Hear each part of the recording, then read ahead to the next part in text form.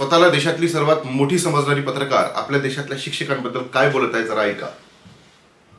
भी आजकल हो गए हैं स्टार टीचर्स, यूट्यूब वाले स्टार टीचर्स जिनको कुछ जानना ना कौड़ी, कभी ब्लैक बोर्ड लेकर कुछ एक्सप्लेनर बनाते हैं, खाली व्यूज बटोरते हैं, उटपटांग ग्रैब्स लिखते हैं और उसके बाद से अपने आप को इतना महारथी समझने लगते हैं कि कुछ लोग उनको फॉलो करने लगते हैं उनके तमाशे की वजह से, और फिर वो जाकर जहां पर जो आता है वो बोलते हैं और जहां पर जो आता है वो बोलते हैं, जानना ना कुछ समजना, दो कवडी असे शब्द जे आहे हे इने वापरलेले आहेत।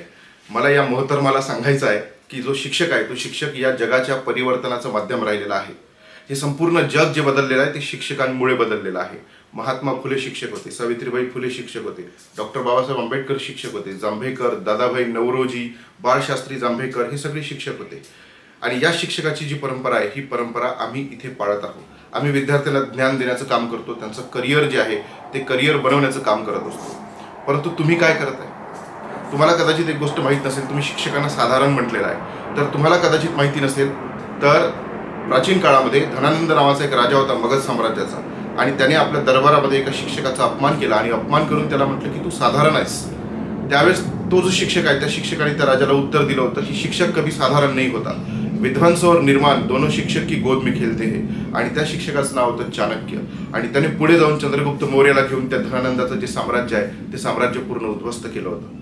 तर मला ही जी मोहतरमा आहे, ही जी पत्रकार आहे, जी स्वतःला फार ग्रेट समजते आणि कधीच मुद्द्याला धरून ती कधीच डिबेट करत नाही, कधीच कोणते मुद्दे महत्त्वाचे उचलून धरत नाही।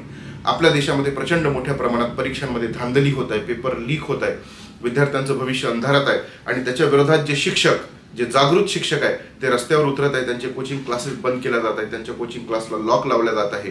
आणि अशा परिस्थितीमध्ये ही जी मोहतरमा आहे ही शिक्षकांना साधारण म्हणतायत, त्यांना दो कवडी का म्हणतायत। मी तुम्हाला विचारतो की तुम्ही किती कवडीचे आहात? जे मुद्दे तुम्ही उचलायला पाहिजे ते मुद्दे आम्ही उचलतो आहे। ज्या विद्यार्थ्यांच्या भविष्याची गोष्ट तुम्ही करायला पाहिजे त्या विद्यार्थ्यांच्या भविष्याची गोष्ट आम्ही करतोय। आणि राहिला प्रश्न शिक्षकांच्या लायकीचा, तर मी तुम्हाला तुमची लायकी जी आहे ती वेगळ्या शब्दामध्ये सांगतो, जरा तुम्ही पण ऐका। तरक्की की फसल हम भी काट लेते, अगर थोड़े से तलवे हम भी चाट लेते। मेरे लहजे में जी हुजूर ना था, इसके अलावा मेरा कोई कसूर ना था। पल भर के लिए भी मैं बेजमीर हो जाता, यकीन मानिए मैं कब का अमीर हो जाता। रोज सकाळी उठायचं, तलवे चाटायचे, आणि आपली जी पत्रकारिता आहे जगातल्या 180 देशामध्ये 157व्या नंबरवर आहे याची सुद्धा भान तुम्ही असू द्या, आणि जरा थोडी कामाची जी गोष्ट आहे ती कामाची गोष्ट करा।